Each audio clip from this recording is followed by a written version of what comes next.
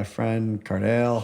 It's great to have an opportunity to spend some time with you and have you share your journey with the audience. For sure, man. Appreciate it. Thanks for having me as a podcast that I, saw and admired from afar. And it's kind of crazy. It's been over a year with you with this, and I finally get a chance to be on with you. Like, Yeah. it's We talked crazy. about it, and yeah, here we are. So, sometimes that's how it goes, but it all happens at the right time. So, Exactly. Exactly. let's start at the beginning. I think people know you in Columbus and in the world of sports and around for what you've accomplished on the football field. But I don't know how much you've publicly talked about your path to it. And that's what we try to do here is really look at your full life journey. Yeah. We were just talking before we got started that there's just so much to learn from other people, and you don't often see everything that led to it. You just see that, kind So of the end big result. one You said it. shining Yeah. moment, right? Exactly. Yeah. So tell me, a little bit just from the very beginning, what your early childhood was like, your family, your upbringing, etc. Great. This is going to be a great sneak peek of my book because, Ah, nice. I just finished up a book that's going to be out and published and completed by the fall of this year that I'm really excited about. And we Great. got into some of this stuff, and, it brought up some old memories and Hmm. wounds that I didn't even know still was there. Hmm. So I love to do things like this and talk because you never know what your experiences you went through and how you got through those can help someone else Yeah, potentially battling the same issues, concerns, and just ups and downs. So, exactly. just kind of a little bit from the beginning, from the East Side, inner city Cleveland. Grew up the youngest of six, single mom, and sports was kind of always outlet, not just for me, but for my siblings as well. My second oldest brother, he played football. I got a brother that's older than me, played basketball, football. Then my sisters are both athletic, and then me, our mom tried to, it wasn't as many positive things going on Hmm. in inner city Cleveland.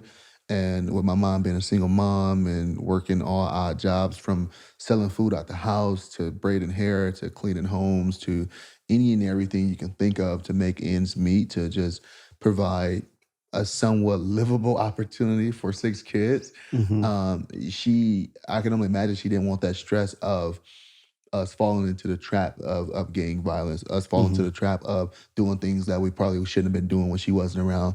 I can only imagine how stressed she was as a parent, Hmm. now thinking about it Hmm. in the summer Hmm.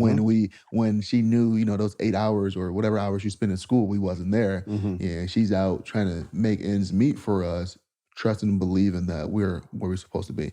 Even if I'm at football practice, only 2 hours. Hmm. Even I'm going from there to, I went from baseball practice to football practice to flag football practice, Hmm. like Hmm. 4 or 5 days out the week. Hmm. It was always something to give my mom, I would imagine, that peace of mind that, we were somewhere doing something productive away from our environment, Hmm. even though that stuff was still happening where we were, because, I can walk to football practice and stuff like that. But Hmm.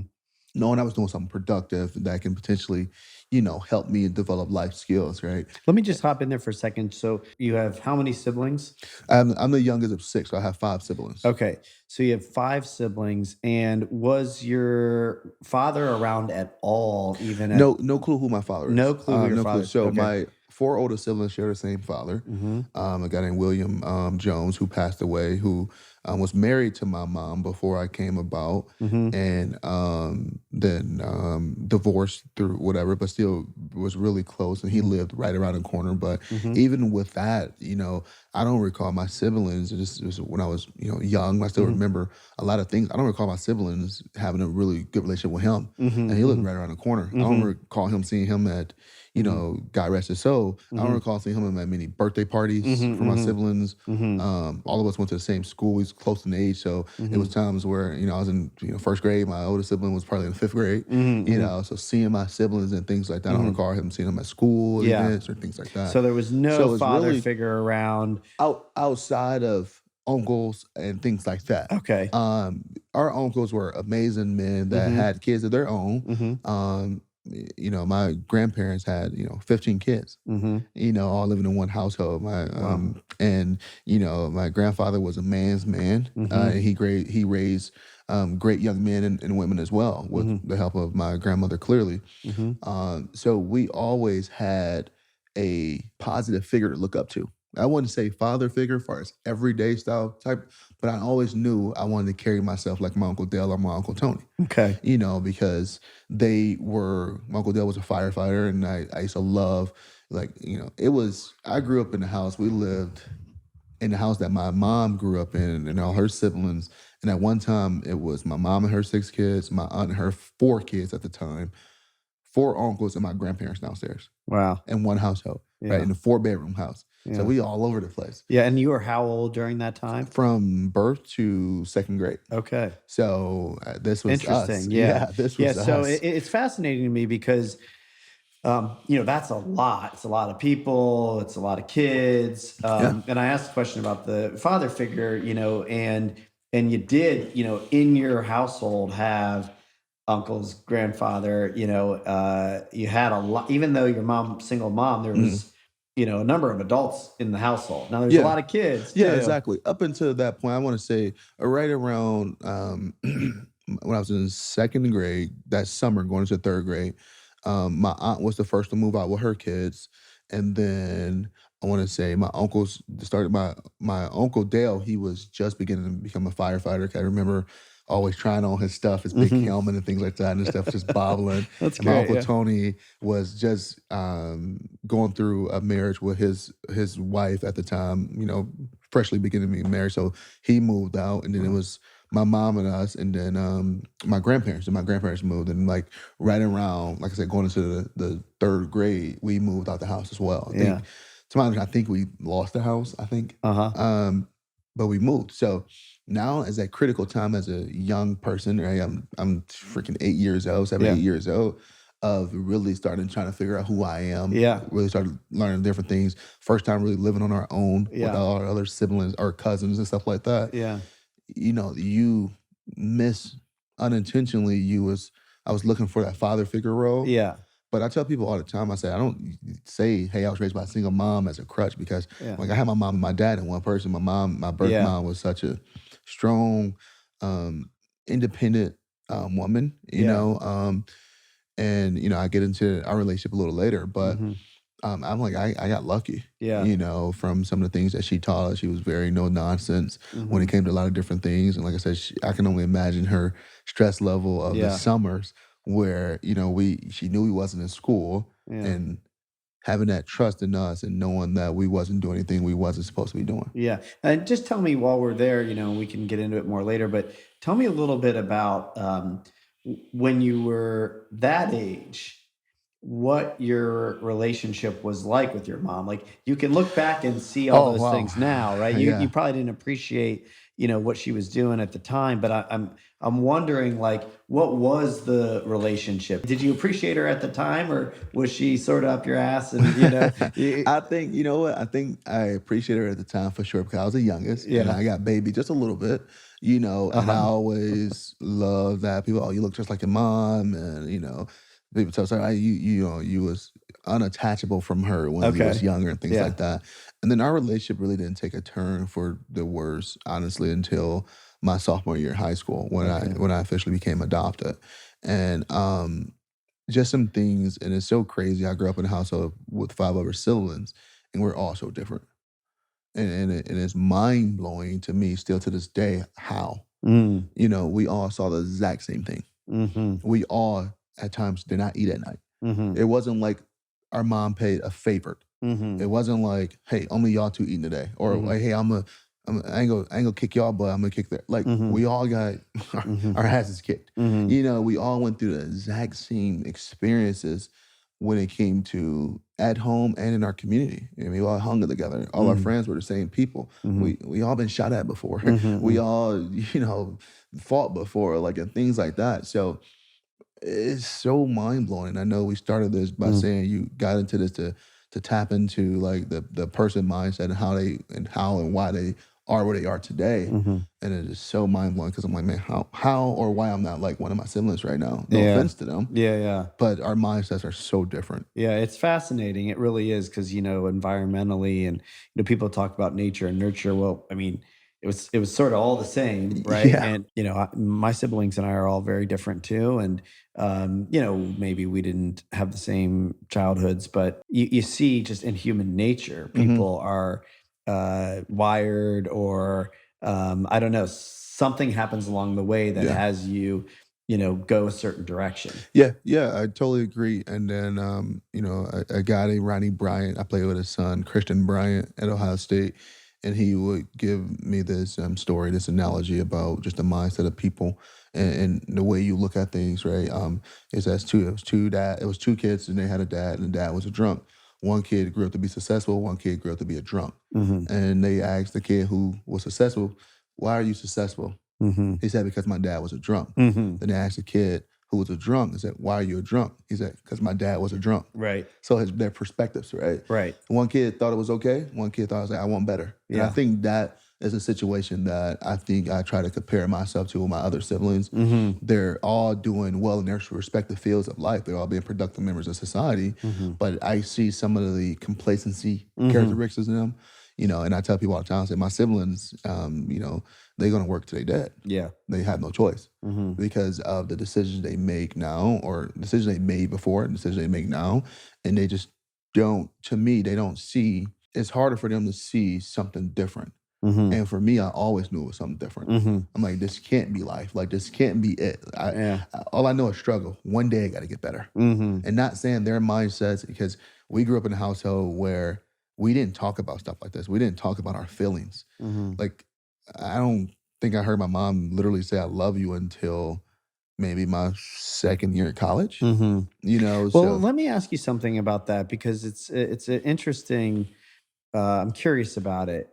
And again, this is kind of part of the reason why I like to have these conversations, because I'm curious about it just in general, like for mhm, myself yeah, too, right? I'm actually reading this book right now called "The Courage to Be Disliked," and it's a conversation between a philosopher and what they call youth. It's yeah, a young person, and the philosopher's whole point so far, I'm only a quarter of the way through the book, is that what happened to you doesn't really matter as much as we think it does. yeah, To your point about the drunk story with the dad, yeah, right? At some point, it's really a matter of what are you going to choose to do now. And I grapple with that a little bit, because I think that, like, it definitely matters, double-edged sword right right? there. But it Yes, but then I get that at some point, you have to decide how much you're going to let it run your life. And exactly. so for you, I'm kind of curious about, you said that, you saw that you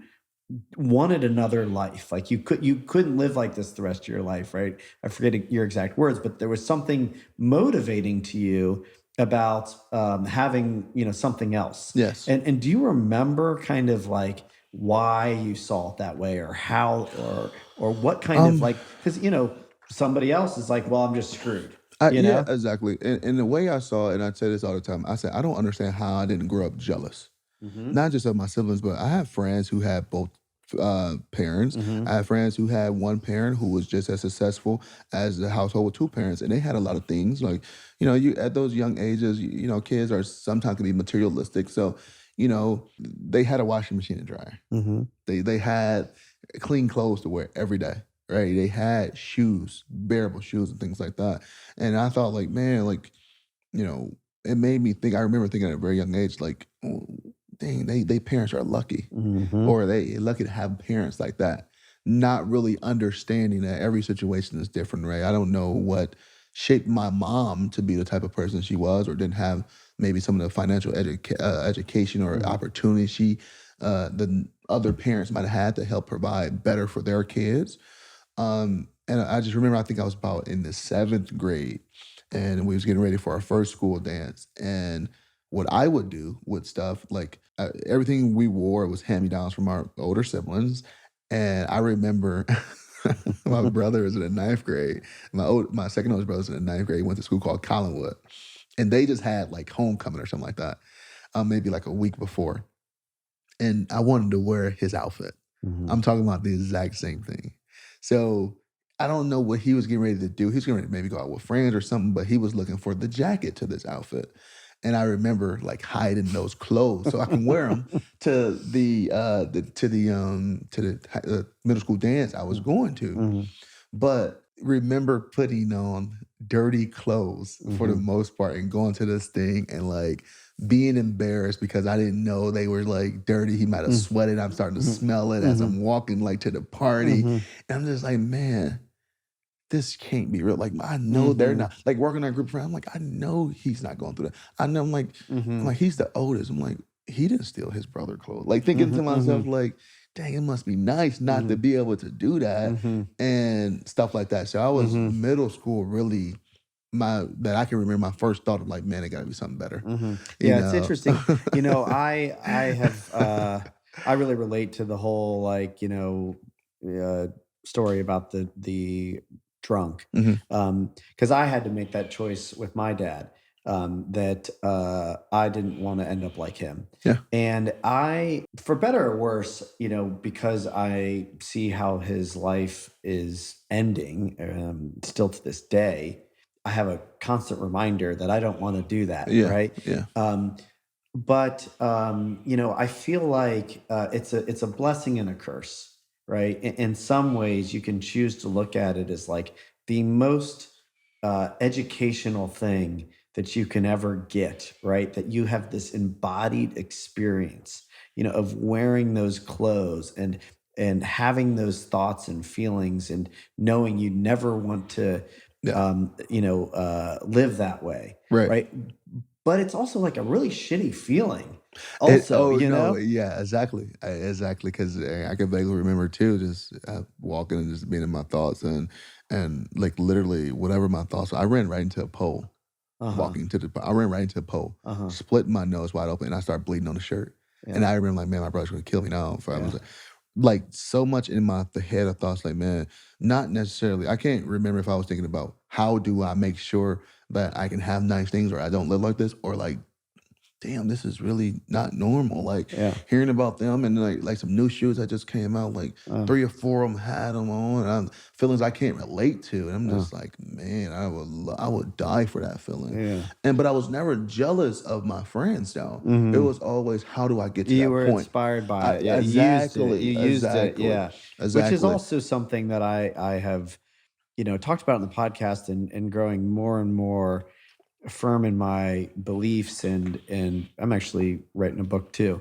Nice. It's way earlier on, but just the idea that we can use our lives and the experiences that we good and bad, Yeah. right? To really serve us and then consequently serve others. Exactly. Yeah. And I think that's what I don't know in particular it was that moment. I think I was more so fascinated and impressed with my friend's parents. Hmm. Cause I will always say, man, if I'm in that position, like I'll make sure Hmm. my kid don't see this. Or I'll make sure Hmm. my kid won't do this. So it wasn't even the materialistic things that I Hmm. was impressed with, or that's why I probably wasn't jealous. I really wasn't impressed with the materialistic things that they Hmm. had. It was the fact that they were being able to bid someone was able to provide them to them. Cared for, Exactly. loved, And then I basic think needs. right, and I think but it's a double-edged sword with that again because I still even though I physically didn't hear my mom say I love you until my sophomore year in college, Mhm. when I make the dean's list. And it was still I never questioned her love for me or Mm. us because I knew the things she was doing. Yeah, she didn't verbally Mhm. say it, but love was it was just implied. You could see it, you Like, could feel yeah, it, like, yeah. it's like, I guarantee you she don't wanna be doing some of the things she's Right, doing, right, and, if it's legal or illegal, right, right, right, to help provide for her family. It was never a case where child service had to come in because she was being too unfit or right, beating right, us or right, things like that. right. So I knew she loved us, Yeah. but, like Sometimes that's just as important or maybe more. yeah, Sometimes people are like, "I love you." They say it like they say hello and goodbye, right? exactly, exactly, and But it's do you feel it? exactly, and Yeah. that's so funny because I think even, back into that experience and then just the experience of being a young father is that I never had a father. I try to father off things that I would have want Yeah. how I wanted to be received, or like I go out the way to tell my kids I love them. Yeah. Oh, how I'm Yeah. proud of them. Yeah. If it's anything, Yeah. like, oh my, like, I was laughing, so laughing 'cause I finally found my son the PlayStation 5 after freaking 2 years, Yeah, yeah. passing of birthdays and Christmas. Yeah. Finally found the PlayStation 5 for Yeah. him, and he's 6 and he's got me something for Christmas and stuff like that. It's a drawing. Uh-huh. And I'm out here like this punk ass drawing. That's what I get. You don't know what I did for this PlayStation 5. Just like Uh-huh. that. And I'm laughing so hard in my head, but I made him feel like king. I'm like, oh my God, this is the best drawing I ever had. Yeah, yeah. Thank you so much. Yeah, Oh yeah. my God, this is Yeah. good. Like It I felt would good, have yeah. like man, how would I would have received that if my mom would have Yeah. did that to me? Yeah, Like yeah, so yeah. I try to You really parent off everything almost they're opposite of how I was Sure, parented, sure. honestly. Yeah, you You wanna know. give your kids everything that you would have liked to have had. Exactly. Yeah. From material things, when deserved, or you try to Mhm. make them still value the dollar, to just emotional support. Mhm. I think that's one thing that did not exist in our household. Mhm. Material things were a given. I mean, that Mhm. was money. We was broke, Mhm. but the emotional support, Mm. not a chance. Mhm. You like, Mhm. I guarantee you, not knowing the feeling I was feeling, but I can talk to my mom or my Mhm. brothers or Mhm. sisters about my day, or Mhm. I like a girl and she might like Mhm. someone else, Mhm. or I'm sad. I'm like, Mhm.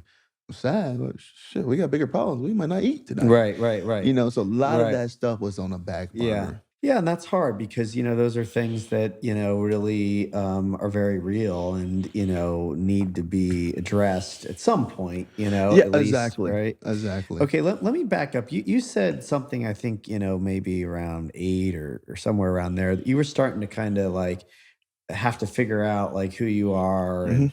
and that's, I think, still very young. I think, I felt like that to some degree too, where I was growing up a little fast, whatever. But who were you? How did you start to notice, Oh my God. and I guess I'm kind of curious about the sports thing. Like, was that sort of just like a given, that your brothers and siblings and sports and or did you kind of internally feel like this is maybe who I am, what I want to do? Tell me about that. I think it was a given because of I had to do something after school. I had to Mhm. do something to make sure I wasn't in the streets. So Mhm. I wasn't that good. I Mhm. wasn't. I didn't play a predominantly I didn't play quarterback growing up. I Mhm. played offensive line and then Mhm. basketball, just center. I didn't play, and I wasn't that great of a player Mhm. until I really started putting the time, effort, and energy into it when I got to high school. But far as when I say who I am, outside of sports, because I was just going through the motions in sports at that age. I just Mhm. know I had to be there. I didn't like freaking being in the cold and stuff like that. I hated Mhm. it all. Mhm. Um, but I think as far as my character, I think some of the ways that I show emotion, I think, the loving aspect, the caring aspect, the joyfulness aspect, always smiling. And then, I still have a teacher that I'm extremely close with from my second grade. And always, I have a teacher I'm close with from sixth grade when I was in middle school, and then I still really know all my high school teachers. And reading what they have said about me in my book, because I had reached out to them and Mhm. we talked some things, and it was like, from very young, we knew you was always this. We always, and I look at some of the things I'm doing. It's Mhm. because I'm caring. It's Mhm. because I'm Mhm. passionate. It's Mm. because I care about other people. Mhm. So I think those characteristics started to develop at a younger age You started than to, and it's always nice to hear, people that knew you then yeah, talk about what they saw in you. exactly. Were those teachers or other people recognizing that at that time too? Yes, that's what I'm Yeah, saying. So yeah. like they're speaking on me of those how I was at those Okay. particular Uh-huh. times. It's like, yeah, you still looked up. Like, the only thing that looked different was you got a beard. Uh-huh. you Well, know? I guess what I meant So is did they tell you that then? yes, And yes, so you did start to identify I did. as I am caring, I am, Yes, yeah, yes. I can remember from, early on in elementary school where I yeah, would help, we had kids that was in the school with special needs. I would help yeah, them with their lunch. I uh-huh, would help them. We had one that have I don't know the correct term, but one of his arms was a little deformed Uh-huh. and stuff like that, so he couldn't physically hold two Yeah. things like that. So Mhm. I will always make sure I got their lunch for them. What you want? You Mhm. want this? Mhm, And things like mhm. that, or spend extra time with people. I was Interesting. always good at math. I Uh-huh. would spend extra time with people after class Uh, or at lunch. Hey, just bring your math problems to lunch. Let's do uh, them together. uh-huh, Like and that things like that. yeah, that's just who you were. You Exactly. liked, deep down to help other people. Yeah. Exactly. Interesting, Exactly. yeah. And I Yeah. look at some of the things that I Yeah. do now Yeah. was it's pretty much the same thing. Yeah, yeah, You know, yeah. finding ways to try to help people Right. and connect people. But yeah, and other things like, that's showing like more characteristic things other than athletic. Athletics really didn't become a part of who I was, even though I played it at that age until Yeah. really high school Okay. and understanding what it can potentially lead to for me. Not Ohio State in particular, but different opportunities to see different things in life. Okay. So tell me about that. So, because it's funny to think that you didn't even see yourself as that athletic or No, that good, not at all. right? And then it's the hard work that ends up bringing the talent out. But how did you connect those dots? What were the dots that you were connecting, that you were seeing what for yourself if you worked hard at athletics? It was just something different from what I was seeing. It Uh huh. wasn't it wasn't Ohio State. Uh It huh. wasn't a national championship. It Yeah. wasn't at a high level. Yeah, okay, everybody, oh, I'm playing NFL. Like, you don't know what that Yeah. means. And kids are like, you don't know, you have no clue what that means. Yeah. The dedication, the hard work. Yeah. I have a nephew who's going through that process now in high school. And clearly he's getting recruited by some big universities and he's has aspiration to play in the NFL. But I see certain things in him now that he said, I'm like, no clue. You have no clue what that means. Mhm. You're not ready for that. Don't even let's not even talk about Yeah. that. Were you So thinking that you wanted to go to college? I think I wanted to go to college. You wanted to Yes, go to I wanted to go college, to yeah. college because I wasn't even going to play high school football. Especially my freshman year, I was going to Mhm, play little league again. And I remember all of my buddies. So we finished our little league season. Past mhm, 2 years, we win like 22 games. We go undefeated, city champions, and all this other mhm, stuff. And everybody's dreams were always to go play for Glenville, right, our high mhm, school. mhm, And I had another year of little league. All of us actually had another year of little league because of our age if we wanted to play. mhm, And I played lineman all my life. I started to become decent towards that, 7th, 8th grade year. I'm mhm, like, okay, cool, whatever, it's fun. But I knew I wasn't gonna play lineman in high school. I'm like, mhm, no way. mhm, I was too lazy to be a receiver. mhm, I'm mhm, like, I'm not gonna run hard if I know I ain't getting the ball every play, and all the other stuff I ain't got time for. I'm just like, mhm, nah, I'm okay. mhm, So I wanted my little league coach always, for some reason, sought out for me to be a quarterback. He saw me play baseball. That's what it was. mhm, Baseball is actually my favorite sport. mhm, So he's like, "You're gonna be my quarterback if you come back next year." I'm like, "Okay, cool." I come back, play quarterback. I see our quarterback get all the shine. I'm gonna win MVP in this league. Like I'm gonna kill it. I'm gonna be the man for the first time in sports. I'm gonna be the man, right? mhm, Man, my buddies used to be on my butt because as we're getting ready to train that summer of going from the 8th grade to the 9th grade, you training for your high school. I was walking past Glenville and going to the field behind it, practicing with our little league team. mhm, And my buddies just let me have it. And it took my uncle Tony, who I really looked up to. I think he was probably 2 or 4 years in the military at this point, at the mhm, Navy. And mhm, he's finished up his 20th year this April. So congrats to him. mhm, He was on a recruiting trip, recruiting some kids and recruiting some people around Cleveland, and saw Glenville was practicing, thought I was going to be up there. Came around the corner, I lived right around the corner from me. Came around the corner on the street Parkway, came and got me, put me in a van with his other recruits, these random people, brought me up there, introduced me to Coach Gann. She's like, go mhm, get in line, practice with these guys, just see something, blah, blah, blah. And this is still conditioning and working out, stuff like that.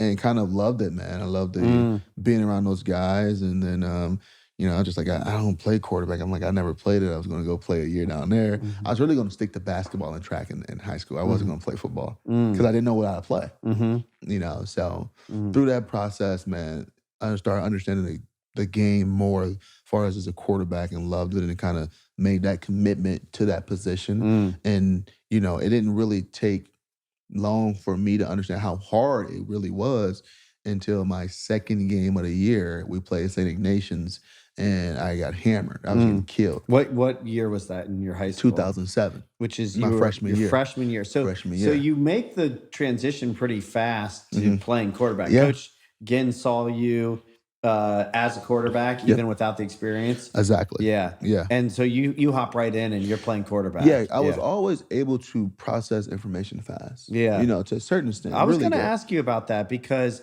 you talked about being good at math, and it's obvious, Dean's List, it's obvious that you're intelligent. And I was curious. I mean, I've always just assumed like Yeah. quarterbacks in particular have to really be smart. Yeah. You gotta, I mean, and people talk about like football knowledge, but like there's a lot of Quarterback is stuff different. happen fast, It's so different. Yeah. It's so different. We watch NFL play, especially on that level, or college. Well, college is Hmm. a little different, Hmm. But NFL, we don't realize these guys are making these decisions in less than 2 seconds. Yeah. You Not gotta just the look at decisions, something yeah, not and just the decisions. The ball is out and caught in less than 2.5 seconds. The decision yeah, is made and the ball is out less than 2 seconds, yeah. or you probably broken up. Right. Right. So I was able to process our playbook a little faster than our other quarterback, who we Uh-huh. knew was going to be the quarterback. This guy named Malik Nelson. His brother, and I knew he was going to be quarterback. Everybody knew Malik was going to be the quarterback. Mhm. His brother, Arvell Nelson, played quarterback 2, 3 years ago before he got to high school. Mm, Before we got to high school, and he was at Iowa at the time. mm, And we was like, okay, whatever. I just go through the motions, and then actually started to do really good. mm, So I started to take it a little more serious. And then, like I said, second game of the season, we played Saint Nations. And now, Saint Nations is a top high school program. They're doing a little bit more advanced stuff, especially at the freshman level. A lot of those guys been in that system, not the school, that system since mhm, they was in the sixth grade. mhm, So they're doing a little bit more complicated things on defense that I was nowhere near ready mm, for. mhm, And I'm just like, oh my God. mhm, And we end up losing that game. I'm gonna say because of me, because I held the ball so long in so many different situations, mm, because the picture was changing like this. A lot of things that was happening. I'm still very new to this position. mhm, And I remember Coach Tone bringing me into his office after the game, and he just ripped me, mm, right? And not necessarily on a bad performance, on just like not preparing. mhm, He gave me all this information about this team, and he could tell. You can tell mhm, when the quarterback's not prepared, mhm, right? mhm, And I just wasn't prepared. I'm thinking like it was our first game. We had success. mm, Oh, that's easy. I got it. mhm, mhm, So I really didn't understand the importance until that in particular moment. mhm, And goes back to your point where we can learn from our own lives, our own mistakes, and mhm. usually we learn it from ourselves when it come from failures or mistakes, Yeah, you could right? have told yourself, "I'm not good at this," I gotta go back to basketball or Yeah, baseball, whatever, right? exactly. "I'm not cut out for this," or, "Oh, I need to prepare more." Exactly, Right. exactly, and I think it goes back to what you said earlier. I think Yeah. it was before we jumped on of, having an ability, I think is a very unique ability to really self-reflect, Yeah. and everybody don't have that. Right. Everybody, I mean, you look at some people who have failures, especially in sports. Yeah. Happens more often in sports than I can remember any other situation where Yeah. they're pointing the finger Yeah. and Well, blaming someone else. it takes some humility.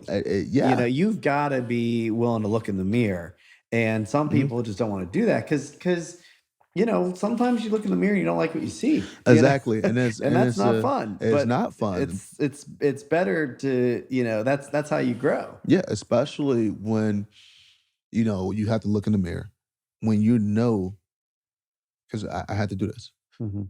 When you look in the mirror and you know that you're not as good or as prepared or as pretty much good as everybody think of you. Mhm. That's the worst part. I think that's the hardest time to look in the mirror because maybe you are up there on cloud nine, but Mhm. deep down, because you don't one really knows that you could be doing so much more. Mhm. And you're so scared to look in the mirror to self-reflect because you already have success. Yeah. You already have this. This is what they saying about you. This is the Right. outcomes I'm getting. But Yeah. you're like, man, I'm not even doing nearly as much work as this guy, or Yeah. I'm not even doing half of the work I know I should be doing. Yeah. That's the toughest part. Sure. And I dealt with that at the highest of my athletic career, Yeah. and I had to really look in the mirror and was like, man, I could be doing a lot more. And I'm like, I'm fooling everybody else, but I can't Yeah. fool myself. Yeah, yeah, and, you when you're in that spot, like, eventually they're gonna figure it out. Exactly. And that was what me, that's the scary part of me. My biggest fear is failure. Yeah. Letting the people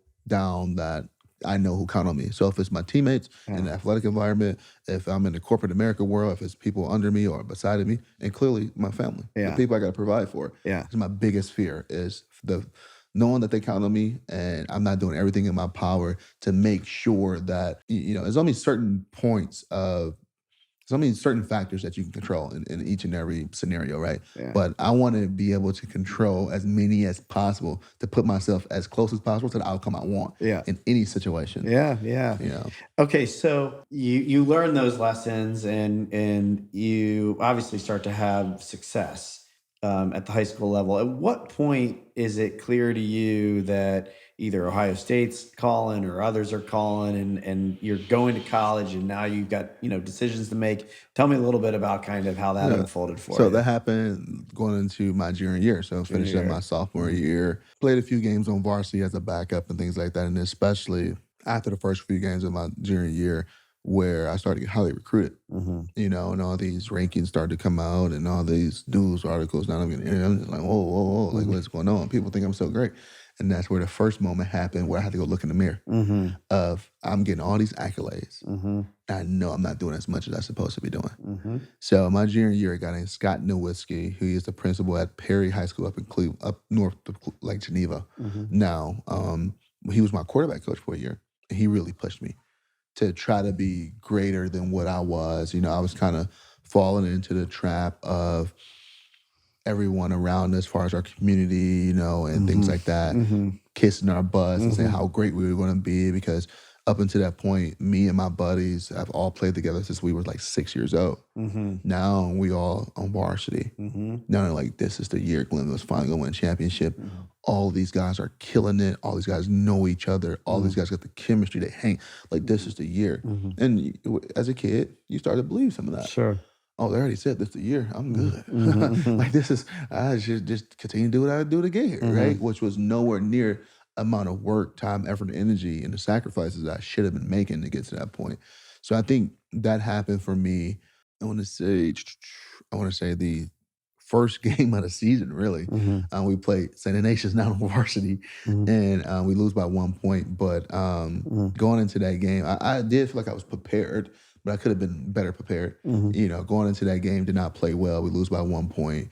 And Scott pulled me aside, not in front of everybody. He's like, "Man, you could be doing so much more." Mhm. And those simple words hit me like a freight train. Mhm. And I was like, "Man, he is so right." And I knew I could have been doing more, but he saw it. I know everybody else see it. Mhm. And that was my thing. I'm like, I feel like I let everybody down. Mhm. So I became a maniac when it Mhm. came to trying to do everything in my power to make sure I perform at a high level. If it's I changed my diet, Mhm. freaking stayed extra at the practice, which we always did that, Mhm. but just did everything. I was so scared that I wasn't doing enough that I was almost prepared to burn myself out. Mhm. Like Mhm. I became a maniac with that stuff. So that was my first real moment where I looked in the mirror, just like, you know what? It's me. Yeah. Something have to give. And if it Mhm. don't, we're gonna continue to get these results. Mhm. So that was pretty much my junior year in high school. And then we finished the year, made it all the way to the state championship, but we lost, Mhm. to Hilliard Davis and the Columbus team, Mhm. another heartbreaker. But I tell people all the time, like, that's the Mhm. best game I ever played, and we Mhm. lost. Okay. And that was another one of those moments where I think my sportsmanship leadership took another step in the right Mhm. direction Mhm. because, personally, there's nothing more I could have done Yeah, you for learned a that lot. game. Yeah, You're learning, and you're doing your best, and yeah, exactly, yeah. exactly. Okay, so who's recruiting you then? You get to your senior year. Yeah. Who is it that is really in your ear, and why do you decide to come to Ohio State? So I was highly recruited. I had offers from all around the country. It really boiled down to Ohio State, LSU, and Penn State. Hmm. Paterno, I really fell in love with him. In love with Jay, not Joe. Uh-huh. It was cool to meet Joe, but he was pretty much a face at that point. Hmm. Last probably 10 years there, and I love the relationship we built. Nick Siciano, I think it was his last name, was the quarterback coach here at Hmm. Ohio State. Love the relationship we built, and love the things that he did with TP at the time, Troy, and a few other guys before him. Hmm. Then clearly Coach Trussell, and Hmm. then LSU, it was Les Miles, Hmm. and then they were just bringing in like an unbelievable class. I Hmm. played an All American game with Odell Beckham and I mean Hmm. Jarvis Landry, but I was on the visits with Odell Beckham and Hmm. those guys, and we were like, man, we all come here, we kill it. Hmm. Hmm. So Ohio State really took the cake for me when Coach Tressel. I think I met Coach Tressel twice through the recruiting process. It was always Tabor Johnson. Hmm. He recruited Northeast Ohio, but when I was here, clearly I spent more time with Nick, through recruiting trips.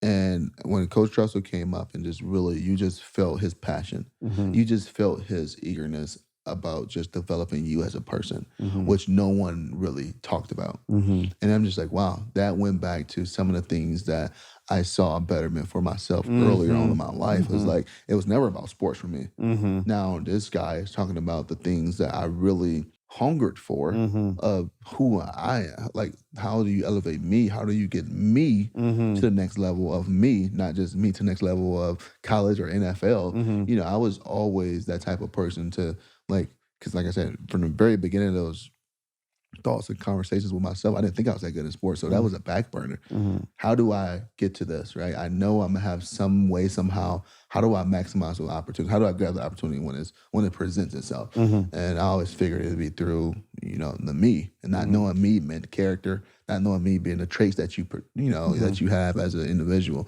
And that's what And Coach Trussell talked about. That's what he mhm. stressed. And you ended up having how many years with Tress?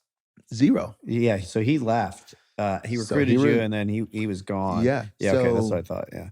the unique thing about through college and then my whole, I want to say, second half of my high school career and life through college was so unique because I got adopted in my 10th grade year. Me and my mom relationship really went to shit. Mhm. Just because, I started to be recruiting in ball, in newspapers and things like that. And Mhm. then up until then, my mom probably been to one little league game, one Mhm. game Mhm. in my like whole football career, and whatever, due to whatever reasons, busy or whatever it Mhm. was. But I noticed a significant change in her attention to me when I got more attention, Mhm. and I didn't like the feeling. Mhm. Um, Coach Ginn and Coach Ronnie Bryan at Glenville introduced me to my mom, Michelle, now who I call Mhm. my mom. Mhm. Her grandfather recently just passed away that she caretook for his Mhm. last X amount of years. And she also had a home daycare. So she was the ultimate caretaker. She Mhm. was just a loving, supportive person. And she reached out to Ronnie, basically said, hey, if there's any kids down there that need, mentorship, Mhm. guidance, or however I can help to support them, let me know. Mhm. And, I was still walking to school and Mhm. hand me down clothes. I would wear flip flops with the front parts cut out. Mhm. I'm in high school at this point doing this stuff. So I'm in high school, I'm wearing a white shirt. Boom. Next day, I'm turning it backwards. Boom. Next Mhm. day, flipping it inside out. Boom. Next Mhm. day, turning it backwards, flipping it inside out. Like, I'm still poor as shit, Mhm. So some of the things that he saw that I lacked, if it was outside of just football equipment or proper stuff, he introduced me to her. And at that point, I started to develop that mindset or that feeling of people, especially adults, just coming around me now for the wrong reasons, Mhm. because I started to get a little success on the football field Mhm. and things like that. And I just didn't want that. Mhm. And that's what I thought that relationship was going to turn out for me to be. Mhm. So intentionally, I was like, you know what? I'm tired of this. Let me use this person like they trying to use me. Mhm. Mhm. Right? So I went into our relationship with bad intentions, Mhm. right? Of like, okay, first thing she do, she picked me up. He introduced us. She picked me up right after practice. We hanging out, getting to know each other. We go to Subway. And the first time I ever been to Subway or a fast food place. Mhm. I never had McDonald's to that point, maybe once or twice, Mhm. but I didn't know how to order freaking Subway. I don't know how to Mhm. make a sandwich. I Mhm. make a sandwich at home with bologna and lettuce and, Mhm. and eating that thing. Mhm. So you got all these different meats. I'm like, what's that? I'm Mhm. like, I'm in heaven, Mhm. right? So she takes me to Subway, and then like I can get something to drink too. Oh my God, I'm Mhm. living. Mhm. So now I'm just like, oh, I'm about to freaking run this lady to the Mhm. ground. She Mhm. don't know what she doing. Like, Mhm. that's the Mhm. immature, Mhm. so sheltered and blocked off mindset because Mhm. I don't want to be used again. I don't want to be Mhm. popping in and out of my life. Mhm. So that happens for about a week or so, and then she taking me to her house. She lived kind of right in the suburb city called Euclid, right outside of Cleveland. We hang out. Mhm. I'm watching. This is the first time I'm watching cable TV. Mhm. I'm just like, I'm living here. I'm like, people ain't gonna believe this. I just hit the jackpot. Mhm. So every night she would take me home and try to wait around and see my mom, to introduce herself to my mom. Like, hey, I had your kid all day or after Mhm. practice. Mhm. And my mom, and she's like, where's your mom? I'm like, she around here somewhere around Mhm. neighborhood. I don't know. Like, I see her when I see her, or Mhm. I think she got a cell phone. I don't know her number. I don't have a Mhm. phone. Mhm. So that went on for about a month. She would pick me up after practice. We go hang out. Mhm. And, she would wait 40, 50 minutes outside of our place to meet my mom, hopefully run into her. and it didn't happen, then I remember our relationship started I really started to feel like this person loved me, Mhm. and this person really had my best interests at heart. And then that's when it really turned to a mother style Mhm. thing, probably about 2, 3 months Mhm. within that, where I kind of shifted my mindset. Like, Mhm. no, this lady really wants the best for me, right? And I slowly and surely started to move to her house, Mm. so each week, each day, I would take more and more of my clothes to school with me because I knew I was going to her house Mm. after practice. Mhm. And my mom didn't notice I was gone Mm. until this was going on the whole summer. My birthday's September 29th. This she didn't know, and we played on my birthday this year, Mhm. which was amazing. I thought it was the coolest thing ever. Mhm. She didn't know that I was gone up until like a week after my birthday because Michelle came to our game. Our game was at Glenville. Glenville is literally I can walk from Glen. I could throw a rock from. I legit probably can throw the football from right outside the stadium to the house I grew up in. Mhm. So it's right there. My mom It's never was right at there for games. you. I mean, you got a big arm, but yeah. Yeah, so my mom pretty much that's the thing. My mom never really attended games. Yeah. How she found out about Michelle, Michelle was at the game in our neighborhood with a shirt that she had made saying happy birthday, something. Mhm. But our neighborhood's close, tight neighborhood. They don't recognize her. Like, who is that lady? Got a shirt with like Cardale. And I'm like, what is Mhm. going on? It got back to my mom. Mhm. And I was just so happened to be in our neighborhood, maybe after the game or something like that, and a week or so later, and she heard about it. She's like, who is that lady? Blah, blah, blah. I'm like, that's Michelle. I've been trying to get you in contact with her for like the last 3, 4 months Mhm. and all this other stuff. So that really started the downfall of our relationship Mhm. because she felt as if Michelle was coming in and taking credit for Mhm. me and all this other stuff, Mhm. which was never the case. Yeah. Never the case. And it sucks because our relationship still sucks. It does. I was gonna ask you kind of how that's evolved over Oh time. my God. Yeah, just It's continue to Yeah, it yeah. can continue. And then, I tell my mom this, and we still yet to have a conversation, effective conversation about how everything went down. Mhm. But I know I expressed to her, I feel like, I was only important to her and some other people when, my name was on TV. Mhm. And Michelle didn't show that. And then Mhm. when I think what really, really started to take the turn for me and Michelle relationship, I really became vulnerable to her was that off season where, okay, no more ball. Okay, so I'm not in the media right now. And she still showed that she loved me and Mhm. cared and still did the things she was doing. I literally thought I was gonna have to move out in the off season because I Mhm. ain't playing football no more. Mhm. And it wasn't that. It's an interesting thing, Cardale, and I'm not, I'm just relating to you. I'm not trying to, No, make for this sure. about me, but, as you know, because you know my family so well, Gary was really that for me. Hmm. So Gary really was my father in practice, Yeah. right? Like biologically, no, but um, he's the one that showed me, all that I needed to learn in a positive way. Yeah. My actual father showed me, what I didn't want to be. Gary showed me, Yeah. this is what it looks like to be a good dad. And I can see, maybe how my father might have been jealous or envious or Hmm. critical or whatever, right? Yeah. Because really, there's something there that Gary now had. He wanted, Yeah. even if he didn't know how to show it when Yeah. he had the opportunity. And so I only say that to you because what's happened for me over time is and it's taken a lot of time. I mean, I went probably 10 plus years not talking to my father. And I kind of feel like I got a little forced into this spot today because nobody else was really there to do it. He needs, certain care and support, and nobody else was really there to do it. So I sort of assumed that role. But Yeah. in doing that, I have grown to actually really understand him and why it was the way it was for him, and what happened, Hmm. and kind of let go of any shit that I had around what he didn't do or what he could have done or what he did do that he shouldn't have done, and just kind of see it for what it is. And I'm not saying that's right or wrong, but it has been fairly healing for me. And I wonder if at some point maybe there would be an opportunity for you and your mother to see each other's way and still have some kind of relationship. I don't know. And maybe Yeah. that's none of my business, but No, yeah, you no, know, you make a good point because I think about it sometimes and I try not to get like, bummed out or choked up or emotional about it because I'm like, I know I've done everything in my power to try to yeah, make it work. And yeah. I'm just like, why isn't it working? And then I think what I'll really one day hope she understands is that, Michelle was only there to try to help her any way she could have. And I think as a kid, when I started to kind of understand feelings, I started to try to be like I'm understanding feelings all so late in the game of Mhm, just how to express feelings, you know, um, and mhm, things like that. I think what really hurt me the most about the whole situation, not some of the things she was saying, oh my God, some of the awful things she would say, some of the things she would do, was it was so easy if she really wanted me back in the household to have mhm, me back. I mhm, was never legally adopted. mhm, I just mhm, started living with Michelle. She mhm, could have easily called now my kid living with a stranger. And mhm, Michelle probably would have went to jail for a night or so, and I would have been back at home. mhm.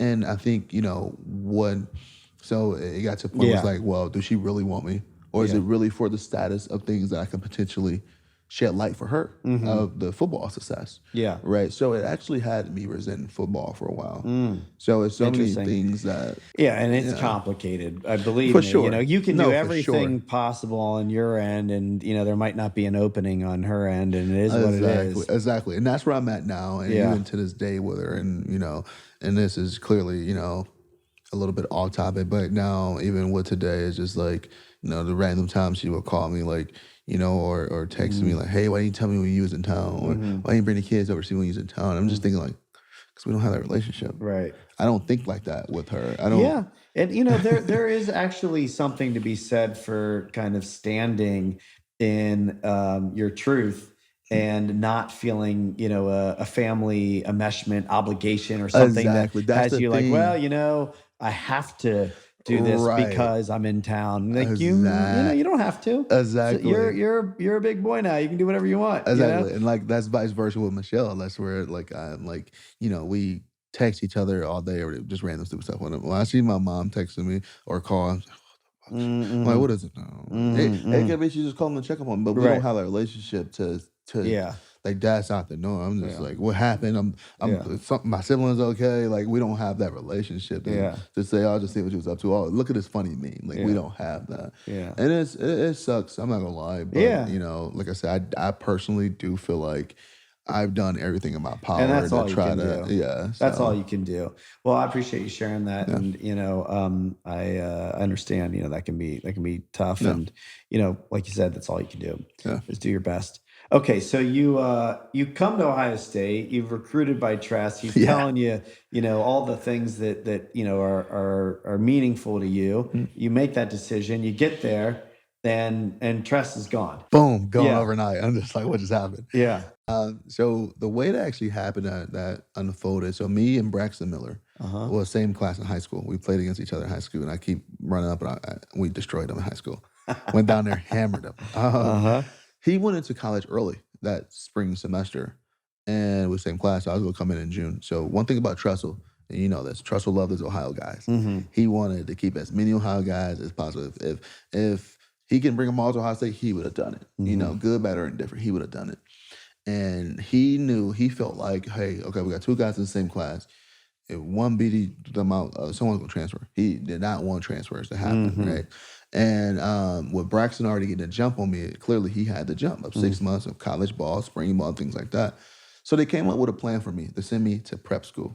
Mm, Had no idea prep school was military school. mhm, But it wasn't a JUCO. It was the gray shirt me, so I wasn't losing your eligibility. mhm, But it separated me and Braxton Miller, so it mm, reclassed me into the following year. mhm, So out of high school, June happened. Everybody report to college.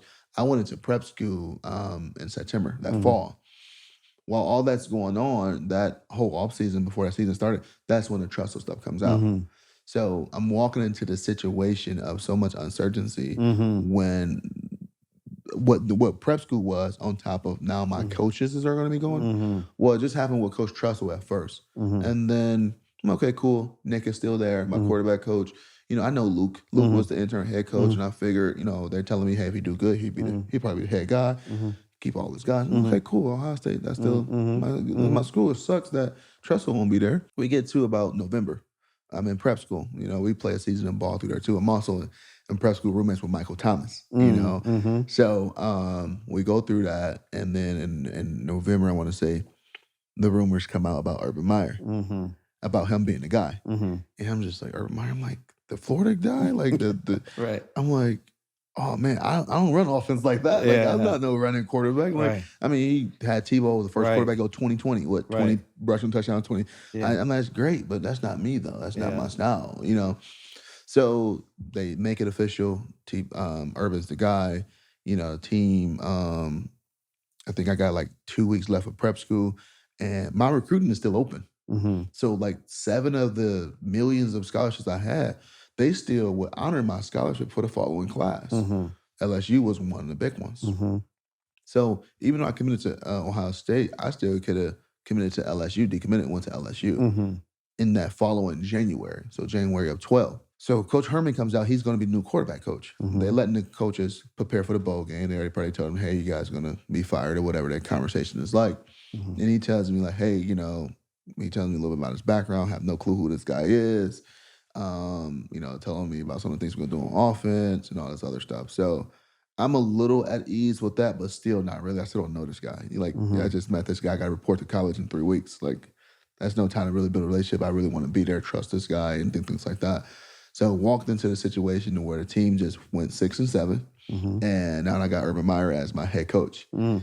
And he comes into the meeting room, man. He was, team had just got back from the Gator Bowl, losing to, ironically, the Gators. Mhm. And he just came in there and really flipped out. That was my first experience in Mm. college. I Mm. haven't even checked in my dorm yet. I Mm. got my bags in the And back of he's the doing meeting what? room, Just losing his shit on everybody? losing it like, Uh-huh. oh my God, like you guys Mhm. are like, I hear about all the issues within this program. You Uh, guys got a great head coach fired. uh-huh. You guys are soft. You guys don't represent what this program was built upon, Uh-huh. and blah, blah, blah. Things are Yeah. going to change. It's the Yeah. first losing season in X amount of years, Uh-huh. blah, blah, blah, and all this other stuff, Yeah. like going crazy. And I'm just looking like, I was kind of enamored to see him because I'm like, this guy just won a championship. He beat Mm. Ohio State Mhm. before.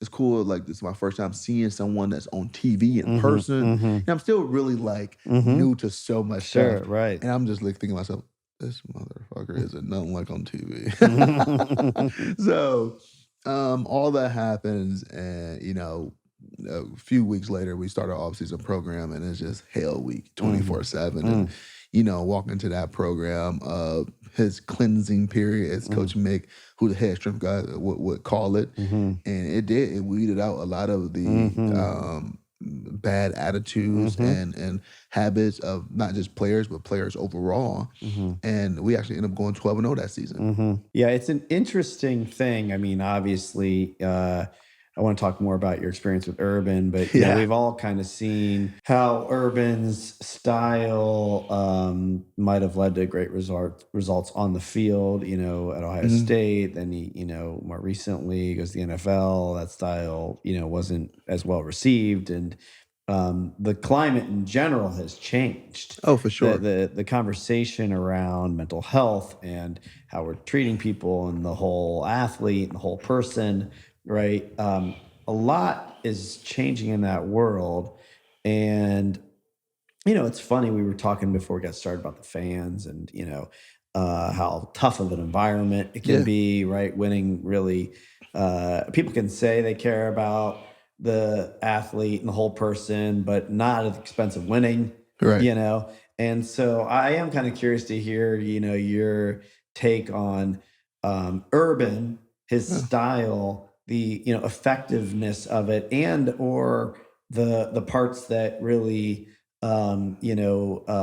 needed to change, maybe if, as a not just for Urban, but just generationally or societally or something in that world. Yeah, I think when it comes to that, so me and Urban really never, especially my time in high school, had a relationship. Mm-hmm. And people, when I say that, people are like, oh, huh? Like you have a relationship. I'm just like, by design. Mm-hmm. It's a reason why every coach under Urban, for the most part, have opportunities to be coordinator somewhere else or head guy somewhere else, and they have success with his formula. He put that onus. It's 105 guys on the team, 108, whatever it is. Mhm. He put that onus on those personal relationships Mm. on your position coach. Mhm. That's why me and Tom Herman, who was my quarterback coach and coordinator, are so close Mhm. because Irvin put that on him to develop those relationships. Mhm. I don't think he can have an effective relationship with 108 Right, guys. right, right, and You make know, tough decisions. exactly. Yeah. So our relationship was never there, but I do thank him and thankful for him the way he ran our program. Mhm. Was it extremely tough? Absolutely. Mhm. Was it uncomfortable a lot of the times? Absolutely. But Mhm. one thing no guy can say who played for Urban Meyer that he Mhm. didn't care about you as a person. Mhm. And if you can say that, you probably had a hard time distinguishing him yelling at you and going off on you Mhm. as a player versus a person. Mhm. Because I ain't got some of the worst lashings from him. Yeah. When it comes to off the field issues, when it comes to maybe a Mhm. performance issue Mhm. or just the way I carried myself. But I never doubted he wanted what's best for me outside of football. Mhm. That's Mhm. why he implemented so many different great programs Yeah. within our program of Yeah. Real Life Wednesdays, of our job fair, of really making sure that guys walking out of there with resumes, guys walking out of there with at least one or two job opportunities while Mhm. they're still in college playing football. So I Mhm. never questioned his ability or his carrying or his factor of Mhm. the overall person. He Mhm. just showed it differently, right? Yeah. But even then, again, outsider perspective. And I've seen this a little just being around, other coaches. I mean, when I was a kid, John Cooper was a family friend Yeah, and Coach Coop. I've spent a little time around Ryan Day and there is so much pressure to win. Exactly. Some of it is from an internal place, the Mm. the drive of competing and winning at that level, right? That and a lot of it's coming from everywhere else. Yeah. And so, I'm just wondering, like, when I hear you say how much he cared about you and others outside of football and all the things he did, and I was just wondering if the pressure to win ever, gets in the way of that. I think the pressure of him personally, I think that'd be more of a him question than Yeah, anything yeah, else.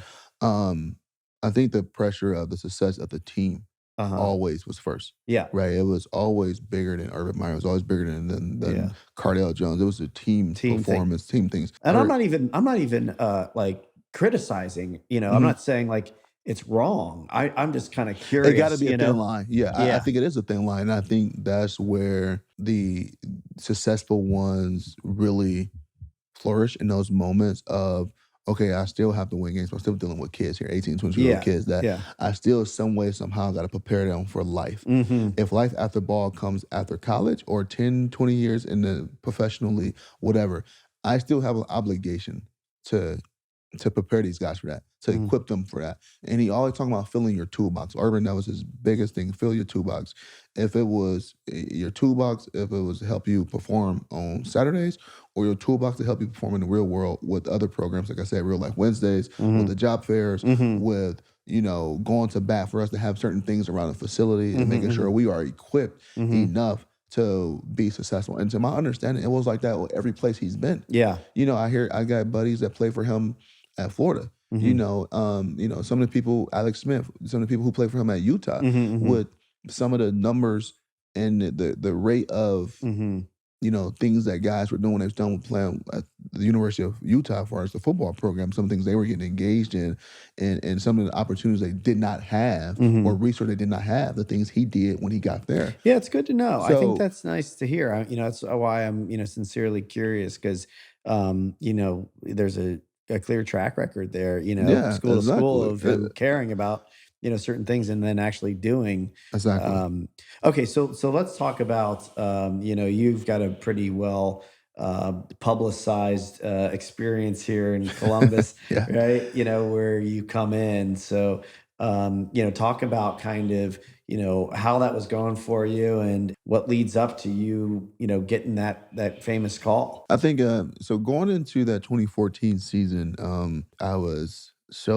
I think my mind was just so clear Mm, on what my career could be. okay. And that's when I really started to believe that I can do this at a high level. Mm, I think we just had wrapped up bowl practice, and I got a lot of reps in bowl practice when it came to just playing and more of a game style atmosphere Mhm. instead of just hey, we practice in this scenario. And I Mhm. really started to be more confident in myself, Mhm. starting to get little compliments for the coaches. I'm Mhm. starting to have success off the field as well Mhm. in my personal life when it came to academics or Mhm. just the way I carried myself. I started to see a change in myself, and I Mm. just started to mature. Mhm. And so Braxton Miller get hurt against Clemson in 2013, going into the 2014 Mm. season. And Kenny Guyton, who was our backup quarterback, he was gone. Mhm. So me and JT Barrett we knew that offseason was competing against each other for the backup role. Mhm. So it couldn't happen at a better time for me where I feel like the light clicked on for me when it Mhm. came to just playing the game. When I say the game, just literally doing what they tell you for the most part, right? Yeah. So going into the spring, to my understanding, I had won the battle between me and JT for being a backup, and I'm loving it now because with our style of play of quarterback, you better have two Mhm. because just in case. Mhm. And up until that point, Braxton dealt with a few injuries. He'd been knocked out of games, and Kenny came in and performed at a high level. Mhm. Right. And I'm like, this can easily be me. And if it's Mhm. not me this year, I'm putting myself in good position to start for 2015. I'm gonna Mhm. be the guy if I'm the backup now, right? That's what I'm Mhm. thinking. Mhm. And I'm like, oh, I had 2 years to be the starting quarterback here. That's all I can ask for. Mhm. So Braxton gets hurt during Clemson game. We know he's not competing in the spring, so me and JT go get all these reps. So to my understanding, I win the battle. We going into camp now throughout the summer. Had no clue that the battle was back open up. Mm. And then it went from the battle of backup to to starting quarterback because Braxton ended up getting hurt in camp and a season and an injury before the season even started. So now it went from the backup position to a quarterback, like our guy. JT ended up winning out the battle, and we go out through the season through some ups and downs all year, all throughout the season. The coach telling me, "Stay ready, stay ready." The battle was close, stay ready. He just written the spot for the most part to Mhm. stay ready. Cool. We go out to play Navy. First half we were struggling. I think we down 13-7, and I'm just knowing I'm about to get in. Mhm. Whatever, didn't get in, we end up winning the game. Second game, we come home, plays Virginia Tech, get hammered. Mhm. MC Hammer Town. We get Mhm. killed. Yeah. And I'm just thinking, and not necessarily all of us on JT, Mhm. but I'm thinking like clearly, if you want different success, especially on offense, which you usually do, you Mhm. usually change the quarterback. Mhm. So I'm just knowing I'm about to get an Mm. opportunity. Mm. Third game, I think we played Cincinnati. We crashed Cincinnati, and I get up some mop up duty. And I forgot the fourth game, but Mhm. at this point, no one JT isn't playing like lights out. Yeah. He isn't playing good enough to me personally Mhm. to say like, oh, I shouldn't be playing. I Mhm. mean, a competitive spirit inside of you, no matter what, how well somebody playing in front of you, you're gonna say Mm. I should be playing. I could do Mm. better.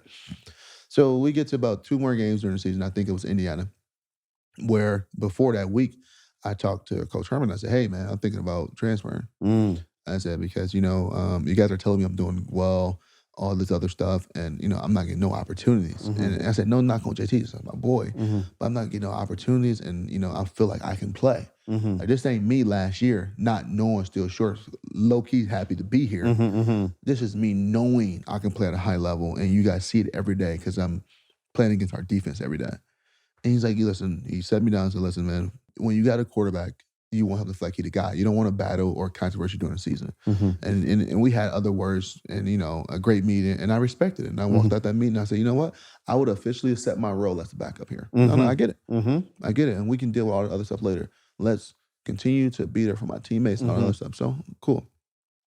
What helped me accept that role, JT comes out and throw for 500 yards and rush for probably 200. That Mm. really helped me accept my Yeah, because role. then you knew, I'm yeah, like, okay, it I see was what they gonna see be in a him. tough argument there, Yeah, yeah. I see what they see in him now. So he Yeah. goes, oh, he's killing it Yeah. week in and week out up until this point. And, as a redshirt freshman, and he got a chance to be in New York, Mhm. for the Heisman Trophy ceremony. Mm. And, we get to our rivals Michigan game, and I think I want to say third quarter, he breaks his leg. Mhm. JT is not a guy. He just played earlier that season versus Penn State, where he pretty much tore his meniscus in the game. Third quarter, he tore his meniscus the second quarter, finished the game, and then we go to overtime, and he had two rushing touchdowns to really win the game. Mhm. So he's a tough dude. He Yeah, ain't a he's not guy. coming out. Yes, Yeah. he ain't the type to flop and get down. Mm. Crowd go, oh, he gets Mm. up and come back next play. No, no. If he Mm-mm. down, he's down. Mhm. So I'm thinking he just rolled up on or something like that. I'm like, okay, I'll first play. So I'm kind of just throwing the ball around as the medical team go out there for him, the trainers. Then I see the cart. I'm like, oh shit. So now I'm not throwing the ball harder. I'm Mhm. really trying to get loose. I'm running up and down the Mhm, sideline. mhm, I'm like, this is serious. mhm, So my my very first thought was like, is my guy good? Like mhm, what just happened? mhm, Not even like, man, we still in the game. We're mhm, going back and forth with these guys, right? mhm, And then we kind of knew what was at stake at that point. I think if Michigan would have won, they would have went to the Big Ten championship game, mhm. if I'm not mistaken. Yeah, I think But so. Yeah. yeah, it was for that. Yeah. So we ended up winning the game. We ended up closing out the game, and I remember first thing in the locker room, I'm knowing that dude just got carted off. Like Mm. he's done, Yeah. but I'm trying to check on him. Okay, but let me ask you something because I'm curious about this because obviously I'm a fan and I was there and remember all this. And I've been curious about this. Like, you said your first thought was like my guy, Yeah, right? Because I know you guys are friends, and still to this day, yeah, right? Yeah. But then it's like, shit, I'm going in, right? yeah. Oh, And it exactly. was I remember it was like a tight game and it was for a lot, right? Oh, And for sure. stakes were high. And so I'm wondering, like, what were you thinking? Were you like Shit. you were scared, you're Oh, nervous, like yeah, I was because you nervous. I came was out and nervous. and I and was not only nervous. won the game, and the rest is history, but like I wondered, yeah, I what were you? was nervous that situation. Yeah, Everything else, I was more anxious. I was more excited to get it going. yeah, I was nervous during that Michigan game. Like, yeah, this is the game. yeah, I think we were down at that point, and I'm like, we got to do something and we still got a lot of football left. We still got over a quarter and a half of significant ball left, yeah, and I haven't threw a significant pass up until this point in my career. yeah, Been in no significant game reps up until this. I'm like, I need to figure it out right now. yeah, And one thing I can give credit for our coaches is that they do an unbelievable job of making sure the backups are ready. So mm, we will go through times in practice where it's heated moments. We have win or loser day, pretty much means offense or defense, win or lose. And if whatever the situation might be, it may be third down, it may be red zone, it may be, fourth and one, whatever mhm, it is. And whoever loses that situation, they got extra running, whatever the mhm, case may mhm, be. So he will always like, oh, Coach Mine will always do out of nowhere. Oh, our left tackle got a equipment malfunction. Put his back up in. And mhm, this is during win or lose, the critical points mhm, mhm, of practice that we keep tallies of, mhm, for bragging rights, like mhm, serious stuff. mhm, So he forces everyone to stay ready into their mhm, game plan. mhm, And, so I knew I was ready mentally to a certain extent. But then the physical, I'm just like, what is about to happen? mhm. So get in third quarter, we go out and finish the game. My first pass probably goes into C deck. So nervous. But we go out there, finish the game. I think Zeke breaks a big 40, 50-yard run, Mhm, and our defense hold him up. And then mhm, my first thought back in the locker room, where's JT? Where's he going? And all the mhm, characters play, what do you think about this? What do you think mhm, about this? And I'm like, where my guy at first? mhm, And then it sucks in that, okay, I'm the guy now. mhm. I'm the guy now. Now we got to go out here and play the Mhm, Big Ten championship game. mhm. The Big Ten championship game, you light it up, and we win big. And I'm wondering, at that point, you starting to believe in yourself? Are you starting to really see You know like what? I can do it at this level? Well, And at that point, I went into that season with that confidence. you had But already had the then, yeah, confidence. but then here goes back to my second moment of gut check, look myself in the mirror with everybody thinking I was so great. Uh And huh. I say this, and I'm on record saying this a million times. I didn't play that well those 3 games. I Uh did huh. not. And what was me was I think I had 2 of those moments during getting ready for Alabama after we win the game, and I somehow I won the MVP of the Big Ten championship game. I think it was just a good story. 'Cause I Mm-hmm. think Zeke should have won MVP. But I anyways, remember you having a good game, yeah, but yeah, it was a good game, yeah, but that speaks yeah, of the perspective of the fans. sure. So every game that I played to that point, I didn't even grade out a champion to our standards where we Uh hold huh. ourselves into our facility. Yeah. So I knew personally some of the things I missed on, or Uh some huh. of the things that I knew I should have did better on. Yeah, Yeah. we had some explosive plays and guys made some great catches, things like that.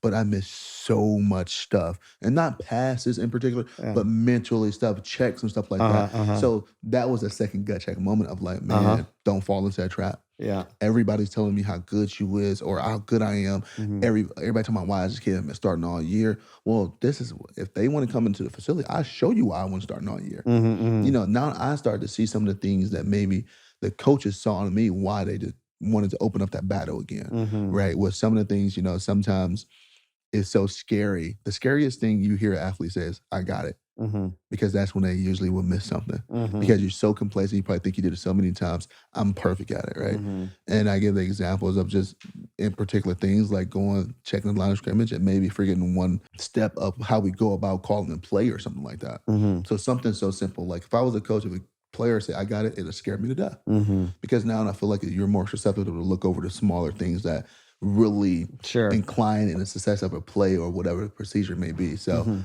that was that second moment. And I was just like, if I really don't gut check this moment and then find out what he was going to play against Alabama, Mhm. number one team in the country, number one defense in the country, Mhm. like I couldn't afford those slip Mhm. ups.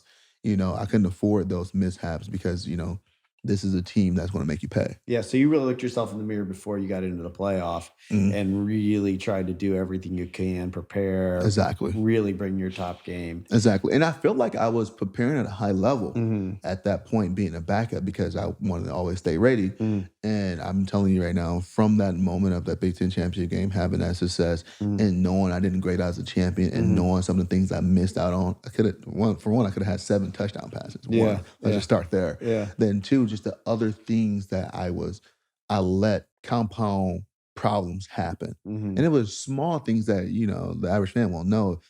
I made the protection the wrong way. Mhm. I called the run play the wrong way. Mhm. Things like that. So that was the scary part for me. Was like, Mhm. man, even though we played so well, I got all the success personally. It's Mhm. just like, Mhm. go Well, look in it's the mirror. interesting. I think it says a lot about you, really, and part of the reason why you have been so successful is because you have that humility to continue to look in the mirror and not believe necessarily the hype and actually decide to grade yourself Yeah. and then choose how you want to learn and grow from that. And in the interest of time, because we're going to run out of time here soon, I want to kind of fast forward a little bit. Obviously, you know you having that skill of looking in the mirror and continuing to want to get better pays off. Yeah. You go on to win the national championship and play in the NFL and achieve a lot of your goals. And I'm just kind of curious, if you could just say something about that. Like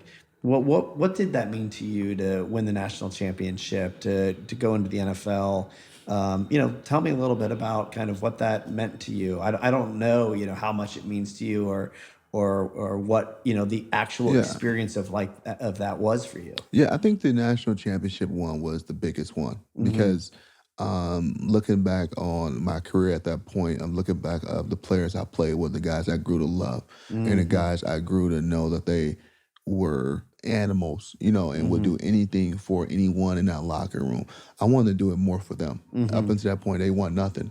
They was robbed of a national championship opportunity our first year 12-0 because of the Mhm. BCS era we'd have played Notre Dame. Right. They in 11, so our freshman year 11, before I reclassed in 12, they lost to Michigan. They didn't have Mhm. an opportunity to play in the Big Ten championship game. Well, it wasn't a Big Ten championship game yet. Mhm. They didn't win a Big Ten, and they lost in the Gator Bowl. Mhm. 12, we couldn't play for anything. Mhm. 13, we lost to Michigan State in the Big Mhm. Ten championship game, and we lost to Clemson. Mhm.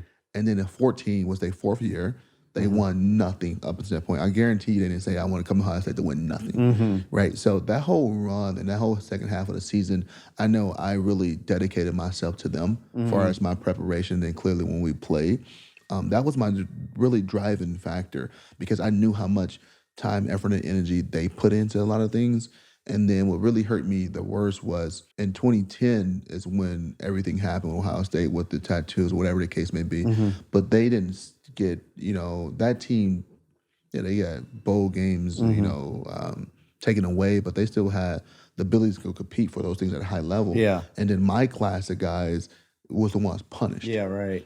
So it was definitely clearly wasn't fair to those guys. Right. And wanting to send those guys out the right way, I Mhm. think was the most important thing that I felt personally. Mhm. And I think that's why I think the aspect of being able be a part of the national championship team was kind Mhm. of more important to me than having an opportunity to be in the NFL. Yeah, and it's something that, I'm just imagining you'll have your entire life Mhm. and will actually go on long after, right? Yeah. I mean, if you're a fan and there are, so many fans, crazy fans for better or worse, of Ohio State athletics, football in particular, I mean, I hear stories of, grandparents and people that never missed a game, and they're Yeah. talking about, the 68 team, and we went to Yeah. this and that. Yep. And people will talk about what you accomplished and as a team, and you in particular forever, and I'm just telling you that, like, I think that's something. You don't strike me as the kind of person who's gonna, like, rest on that, or, like, make that your entire identity. I know Yeah. you're up to stuff still, and you want to fulfill upon the next thing, and you will probably do that forever. Yeah. It's part of why you were able to be so successful with that team and with your career. But it's something that I hope you can take some pride in, that you accomplished, and nobody can ever take away from you. I'm starting to do it now. Hmm. People ask me about the rings and all that. I'm like, I don't even know what they look like. Like, Hmm. I don't care for the my favorite piece of memorabilia is actually the gold pants from 14 because it's the Hmm. only Michigan game I ever played in. Mm. And out of all of that though, this past year, getting ready for the Wisconsin game, we had the tailgate, and I was able to bring my son. He was there for the weekend with me.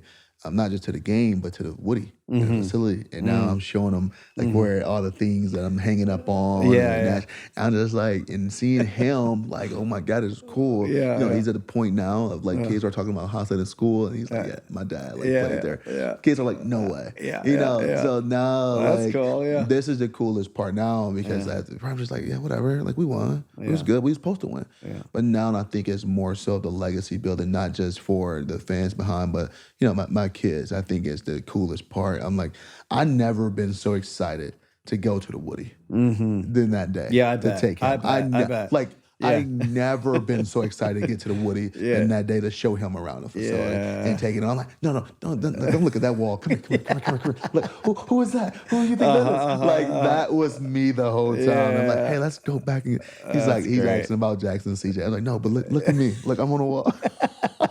Oh, so that's great. so That's great. yeah, Good for you. but That is a proud moment, and yeah. that's a great way to look at it and be able to celebrate it. Oh, for sure. All right, so For sure. let's just talk as we wrap up here, about where you're at today, what you're up Okay. to today. I mean, I know you're doing a lot, and I'm excited to learn about the book. And Yeah. I know you do some TV stuff here and there, but the foundation and the agency work and anything else that's kind of on the horizon for you. I'm kind of curious just to hear Yeah. you talk a little bit about how you're thinking about work and life today. I think everything I look at all the things I get into with life pretty much almost after football, and I'm saying almost because I did recently sign a contract to play indoor football league and Hmm. see where those opportunities lead to. Hmm. So life kind of almost after football, everything I'm doing is almost as a servant role, as Hmm. a helping role, Mm. as a how can I help you role. Mm. And in the NIL world, clearly me and Brian started the foundation to Mhm. help, Ohio State student athletes capitalize on their name, image, and likeness when it comes to the football and basketball Mhm. program. And it's so fulfilling to be able to directly influence, directly have relationships, directly give advice to Mhm. these people, to these young men that was in my shoes. Mhm. And, selfishly, it makes me think of like, man, not necessarily what if NIL was around when I was in school because of the financial gain, Mhm. but the relationships and Mm. the opportunities to learn Mm. and having someone that I can legit have in my back pocket to call or text about like just how to navigate through things, Mhm. because that was another thing, and that's another thing I actually struggle with. I revert back to being a kid.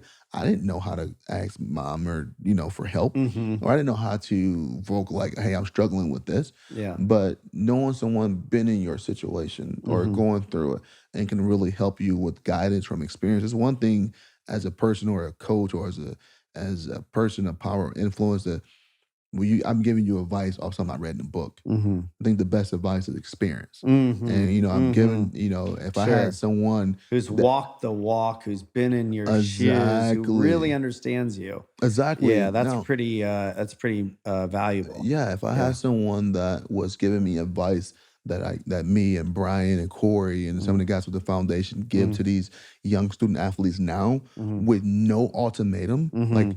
I don't work for you guys. We don't get paid. Mhm. Yeah. Like we don't like so Yeah. everything is unbiased and Mhm. everything is on like okay I give advice by saying, you know, if I was in your shoes, this is what I would do now, but you still got to make your own decisions. Mhm. So having something, an Mhm. entity, a person in that type of role that I have access to, I think would have, did wonders for my career and my life. And who's to say, things would have turned out differently. Yeah. It's a really important point. I believe, we talked about kind of using your life to inform Yeah. yourself and then serve other people. Um, and there's a lot has been written about this. There was a book that I read not that long ago where they really talked about getting to the second half of your life Yeah. and where the skills this was a kind of book heavily based in research where they talk about kind of the and it's not about sports, but it applies here too. But Yeah. in business they say that you have these like this like energy or this amount of skill that you can put into a very finite part of your life, and it's usually over sometime by your mid 30s, Mm. for sure by the age of 50. And this is just based in their research. Hmm. And they'll say people argue it all the time, but the facts really show that by a certain point in your life, that skill set, that period of time, that energy that you have is really used up. And that doesn't mean you're done. Right. It just means you've got to shift. And usually it's more into like wisdom, Yeah. right? And how do you use all this knowledge that Yeah. you have and learned and experienced to then apply it to something else? And Exactly. you know, um, people will sometimes talk about NIL and say, these kids don't know how to handle money, and it's too much too fast, and they're going to blow it or whatever, right? And I hate hearing that because that could be true for anybody at any stage in life. Yeah. I mean, you have people that inherit money, never had to work a day in their life and blow it, Yeah. might have been around people with money and still blow it, right? Exactly. What might prevent that is somebody who has some experience, who they can relate to and trust, Yeah. and I obviously am, relatively close to all this, being close to Brian and Corey and you Yeah. and seeing, what you guys are doing. And it really is servant leadership. Yeah. I mean, with oftentimes, getting none of the credit and all the blame, Exactly. and Exactly. and I think what people don't realize is just how much you um and Brian and Corey are really actually in this for the right reasons, Yeah. and those being to really help and serve the Yeah. kids. Yeah. And a great thing about that is for the most part, we don't care that, some very small portion of the people who want to add their 2 cent negative or positive maybe don't like the way some things are said or done or want to do whatever, right? But because we're not doing it for look what we're doing, Yeah, because like I said before, it's like we don't take a dollar from this thing. yeah, Like we spend over north of 30, 40 hours a week on if it's, phone call, if it's event planning, if it's mhm, fundraising, if whatever. And it's all for a benefit that don't benefit us. yeah, So it's really out of the passion that we have for not just helping, not just the Buckeyes, but service. yeah, And you used a great point of service leadership. And then, who's to say that don't inspire someone else to do something similar or right, some of those roles of like, it's not always about the accolades, not always about the financial gain, it's not always about the financial opportunities, but these are things that we feel like we can help yeah. in a field that we feel like we can help make a significant change in a lot of people's lives, and so we are going to do it. Yeah, and you're also doing it with the nonprofit aspect, Yeah, right? yeah, Where not just the foundation as a nonprofit, but the organizations that are involved yeah. Our charitable that are partners. getting the benefit of this structure, and not only that, but then what I think is really great is that the kids, we talked a bunch about humility.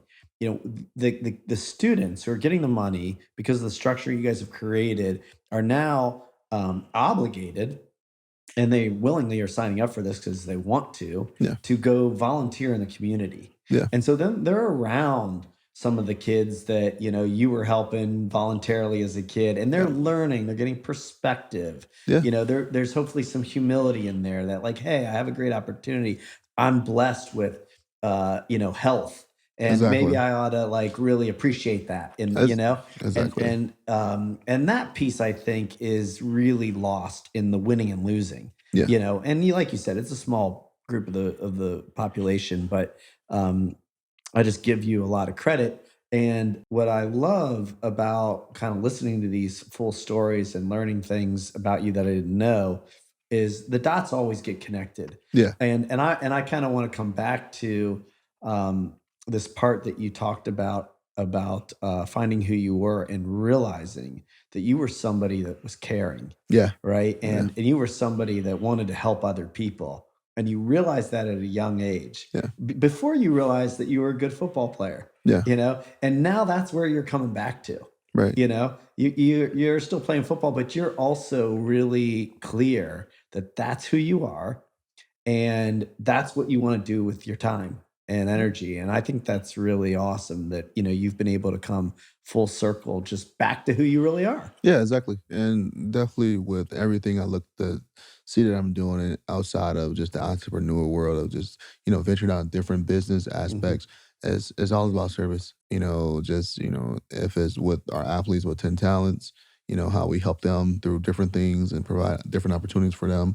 That's, not in our contract, Yeah. if it's through the foundation, if it's through just my personal life of Hmm. getting involved with and the great thing about this in a place like Ohio State, yeah, they recruit guys from all around the country. They have some Hmm. great guys that's in that locker room. I look at a guy like Paris Johnson this Hmm. past year who just declared for the draft, who had who walked into college with a nonprofit already. That Hmm. was already started that he started when he was 6 years old. Hmm. You know what I'm saying? Hmm. So things like that is pretty cool because I think these have also opened up other opportunities to meet other people who share some of the same goals and visions that I have when it comes to just helping and supporting and giving back. It's great. Well, thanks for taking some time to do Oh this. no, It's appreciate it, always man. nice to spend some time with you, Yeah, and I've been able to do that through family, and we haven't spent a lot of time getting this kind of deep, but every time I'm around you, you got such a good way about you. I really appreciate give it. you a lot of credit. You've got a big smile, big heart, a very caring personality that's Yeah. fun to be around, and it's good to call you a friend and spend some time doing this with you today. Likewise, I appreciate it. And Yeah. one thing that I never had a chance to tell you that I kind of tell people, not just about you, but your family, there's so many misconceptions about, who someone is from the outside looking in. And Mhm. I was just like, man, it's just a loving, caring family, Mm. clearly. And then I know one in particular incident when I really felt that way outside of knowing Brian and Corey Mm. for 2 years to that point when I spent New Year's Eve down there with you guys. And, Mhm. we went out to dinner and then Mm. I feel like you went out your way to make sure that I was comfortable, Mhm. an environment that we were in. And Mhm. I'm like, he didn't have to do that, Mhm. Mhm. and Mm. so I definitely appreciate not just you, but your family as always. Mm. And glad I'm finally able to get on the Yeah. podcast with you, Yeah. man, and Yeah. talk it up a little bit. And, Yeah. some of the things you shared, I had no clue about you. So Yeah. definitely Cool. appreciate it. Yeah. Yeah. It's good. When that book drops, we'll have you come back Oh, for on and we'll sure. do For a little sure. more. Yeah. Yeah. Perfect. Cool. Yeah. All right. Thanks, Sweet. Cardale. It's a wrap. Appreciate it. Appreciate it.